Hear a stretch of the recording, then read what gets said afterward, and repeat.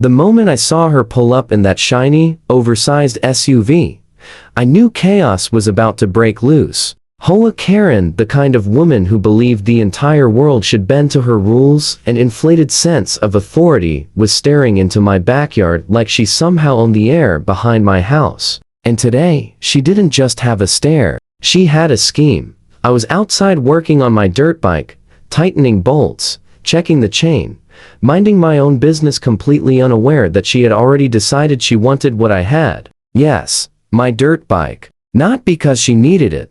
Not because she bought it, and definitely not because she had any right to it, but simply because she believed she could take whatever caught her eye without facing a single consequence. That was her nature. I gave her a polite wave, hoping a friendly gesture might deter whatever storm was brewing behind that stiff smile. She didn't wave back. Instead, she strutted straight to the property line and leaned over like a predator sizing up its prey. Her eyes scanned my yard with the focus of someone measuring where to plant her flag. My gut twisted. This wasn't going to end peacefully. She had that aura, the kind of arrogance that made you instantly aware she lived in a reality where rules applied to everyone except her. Then, without warning, she stomped toward me, her heels stabbing the gravel like she was punishing the earth with every step. "That bike," she said, her voice drenched in fake concern. "I think it's, on HOA property. You shouldn't really have it here." I actually laughed. I couldn't help it. "Karen," I said, and yes, that's the name I'd always used for people like her in my head. "This is my backyard. The bike is mine. I can show you the deed if you want, but it's definitely mine." Her face twisted as she had just swallowed vinegar. She muttered something about safety and HOA standards, but none of it made any sense. I'd lived here for years, paid every fee, and never once had a single issue. She wasn't worried about rules. She was hungry for control. And for Karen, control meant trying to take anything she couldn't have. That's when I saw her grab her phone, the universal sign that the situation was about to go nuclear. Before I could stop her, scheduled 911. Her tone snapped into that sharp, superior voice she reserved for playing victim. "There's a dirt bike here," she announced dramatically, "unauthorized, possibly stolen. Someone needs to investigate immediately." Couldn't even hide my smirk. This wasn't petty anymore, this was Olympic-level ridiculous. She genuinely thought calling the police would magically turn my bike into hers. As she paced around, whispering to herself in frantic satisfaction, I realized something important. Karen had seriously underestimated me. She thought getting law enforcement involved would scare me or pressure me into giving up what belonged to me. But she had no idea she was setting up the most satisfying backfire of her life. I picked up a wrench, leaned confidently against the bike, and waited. If Karen wanted a lesson in boundaries, she was about to get it. Minutes later, the distant wail of sirens drifted through the Kootenai Road. Karen's entire face lit up as if she had just won the lottery. She straightened her posture, clutched her phone like a badge, and gave me that smug little smirk only a true HOA Karen could perfect. "They're coming," she whispered triumphantly to herself. "They're going to make you give it up." I watched her nearly vibrate with anticipation. She truly believed she'd cornered me, but what she didn't realize was that her plan had already begun to fall apart. When the officers arrived, they parked calmly at the end of the driveway. No panic, no urgency, just professionalism from people used to hearing every absurd tale known to man. Karen sprinted toward them, jabbing her finger toward my dirt bike like she'd uncovered a national threat.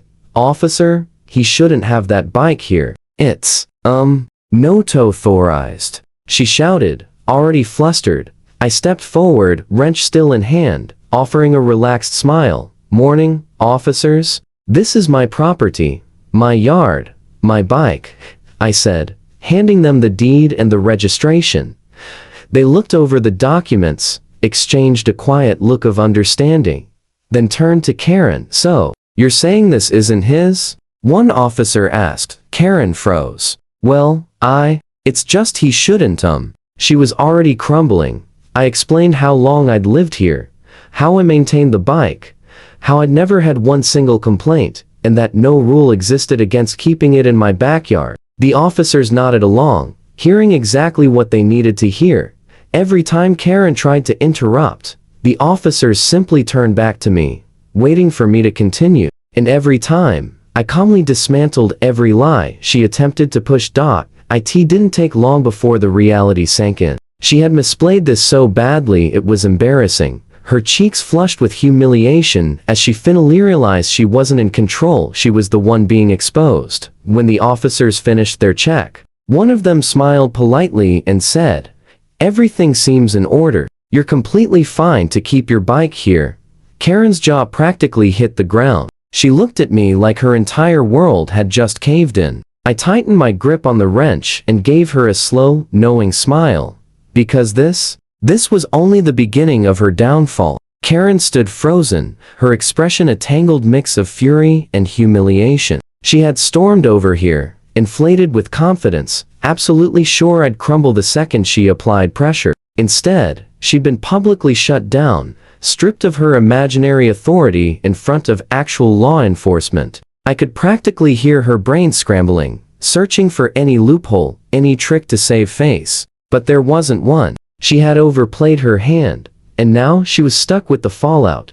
I leaned casually against my dirt bike, acting as if none of this fazed me, even though inside, I was savoring every second of fun reveling. I'd dealt with people like her before. Entitlement that deep doesn't disappear, it just mutates. Her next move was small but telling. She mumbled something about reporting this to the HOA, like they were her personal army waiting to jump at her command. The police had already cleared everything, but Karen was grasping at the last scraps of imaginary authority she had left. I didn't bite. People like her only escalate when challenged. Better to let her keep digging her own grave. She jabbed her finger toward the bike as if pointing at a bomb. "You're disturbing neighborhood. It's noisy, and what if someone gets hurt?" she barked, voice sharp and jittery. I couldn't help the laugh that slipped out. "Karen," I said, keeping my tone cool and steady. "This bike is on my property. I maintain it safely. I have insurance. And there's never been an issue. You've had every chance to raise a valid complaint, and yet here we are. There isn't one." Those words hit her harder than any insult. She opened her mouth, ready to fire back, but hesitation crept in. She knew I was right, and everyone from the cops to the HOA knew it too. Then her phone buzzed. She checked it quickly, probably expecting the HOA to ride in like reinforcements. But instead, her face fell. Whatever message she saw drained the hope right out of her. The HOA had already confirmed to the officers that my dirt bike was fully compliant with every community rule. Her complaints had gone nowhere. Her calls meant nothing. Each attempt she made to claw back control slipped right through her fingers. I stepped closer and patted the bike seat. "You know, Karen, trying to take what doesn't belong to you is risky," I said. She flinched not from the words, but from the truth behind them. She glared, but all the fire had burned out. Only shame and frustration remained. She finally turned away, marching stiffly back toward her SUV while muttering, "This isn't over." But the fight was over. She just couldn't accept it. As she drove away, I knew one thing. She'd lost, and she knew it. The next morning, the entire neighborhood was buzzing. Word had already spread, Karen calling the police over my dirt bike, her dramatic meltdown, and the officers shutting her down with paperwork and common sense. As I stepped outside, I caught whispers drifting through the air.